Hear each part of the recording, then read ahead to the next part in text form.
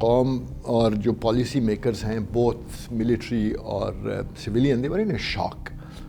حالانکہ اس سے بھی بڑے بڑے واقعات ہوئے تھے پہلے جس میں اس سے زیادہ شہادتیں ہوئیں، لیکن یہ بالکل وہ جھنجھوڑنے والی اور جہاں بچوں کا اور اس طرح سے ایک کنسرٹڈ اٹیک، یہ فیصلہ ہوا کہ ایکسٹریمزم کو اور ٹیررزم کو ہم نے ختم کرنا ہے اس ملک سے.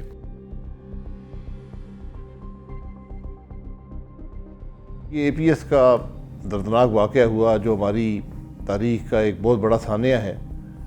تو اس کے بعد یہ تمام جماعتیں بیٹھیں اور اس کے بعد یہ فیصلہ ہوا کہ ایک نیشنل ایکشن پلان بنایا جائے تاکہ ایسے واقعات پھر نہ ہو سکیں.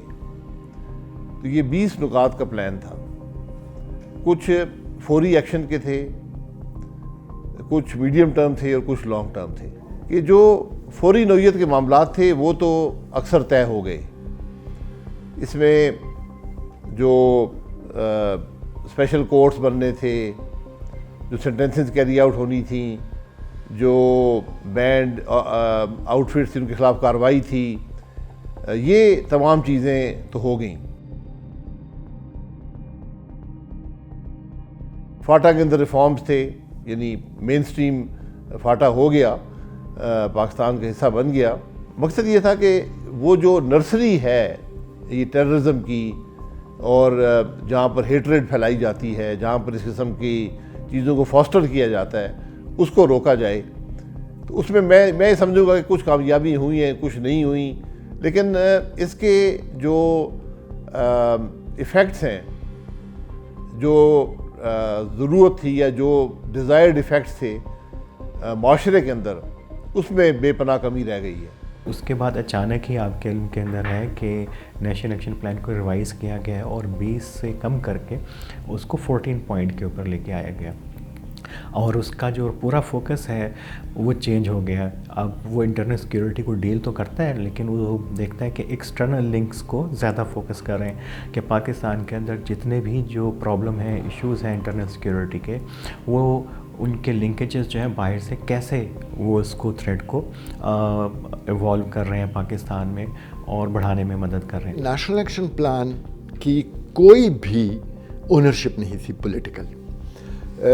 آرمی کا یا جو پولیس کا کام تھا وہ انہوں نے کر لیا، اور آپ نے دیکھا کہ 2014 15 16 17 میں بہت کمی آئی. 18 میں الیکشن کے دوران ایک تیزی آئی دہشت گردی کے واقعات میں، لیکن اس کے علاوہ اسٹیڈی وہ رہا.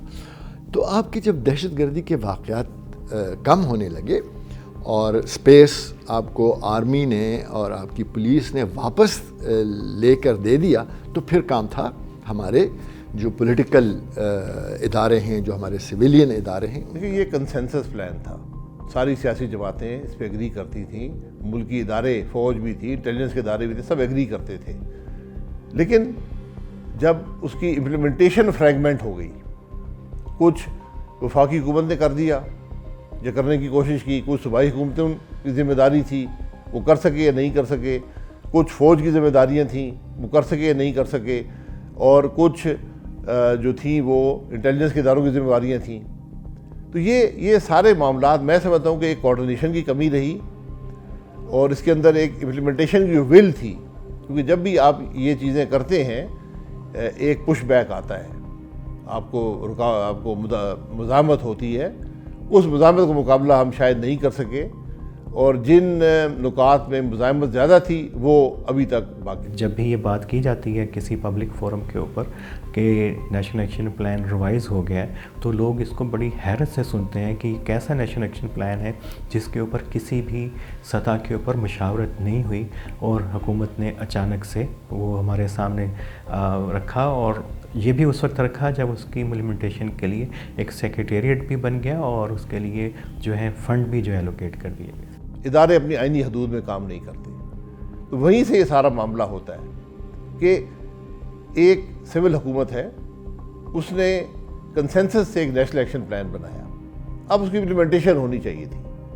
لیکن دوسرے اندرونی اور ملک سے بیرونی حالات جو ہیں اس پر اثر انداز ہوتے ہیں. تو جب اثر انداز ہوتے ہیں تو مختلف ادارے جو ہیں وہ اس ڈومین کے اندر مداخلت کرتے ہیں, اس ڈومین کو اپنے مقاصد کے لیے, یعنی مقاصد یہ کہ جو ان کو اس وقت امیجیٹ ضرورت ہوتی ہے کسی چیز کا کو کاؤنٹر کرنا ہو, وہ اس کے لیے اس کو استعمال کرتے ہیں. نیکٹا کا رول بالکل مائنس ہو گیا. تو یہ بالکل ہٹ کے پروسیس ہوا اور شاید پارلیمنٹ کے علم میں بھی نہیں ہے کہ یہ کوئی اس قسم کا پروسیس پاکستان میں ہو گیا. اور نیب جو پارلیمنٹ کی آشرواد سے بنا تھا, تمام پارٹیوں کی حمایت سے بنا تھا, وہ اب نہیں رہا. جو ابھی آپ نے سیالکوٹ میں واقعہ دیکھا ہے, یہ نیشنل ایکشن پلان کی اگر کوئی روح تھی تو وہ یہی تھی کہ ایسے معاملات ہمارے ملک کے اندر رونما نہ ہوں, ایسے واقعات نہ ہوں.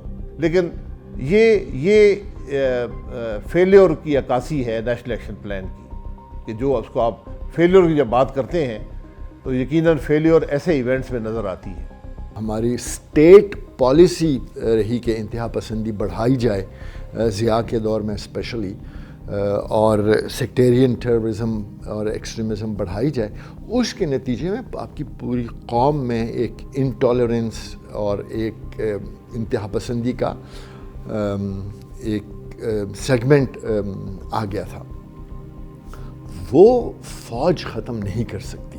لاسٹ ویک چارسدہ میں اٹیک ہوا اس کے اوپر, یہ آپ کی ریلیجس ایکسٹریمزم ہے, جو آپ T L P religious extremism ہے, اور وہ مورف کرتی ہے پھر انٹو ٹیررزم. اس طرح کا جو رجحانات ہیں وہ پاکستان کی سیکیورٹی کے لیے خطرہ ہیں. اور یہ ان کی جو سب سے بڑا پرابلم ہے جو ایکسٹریمزم کا یہ جو پہلو ہے کہ اس میں آپ پرڈکٹ نہیں کر سکتے کہ کس وقت کوئی واقعہ کہیں پہ بھی ہو جائے. تو اس کے لیے تو ظاہر ہے کہ بہت ہی بڑی ایک کمپریہنسو ریویو کی ضرورت ہے حکومت کو. اس میں نصاب سے لے کے اور اپنی جو قانون نافذ کرنے سے متعلق پالیسی ہے, فریم ورکس ہیں, ان کو ریویو کرنے کی ضرورت ہے.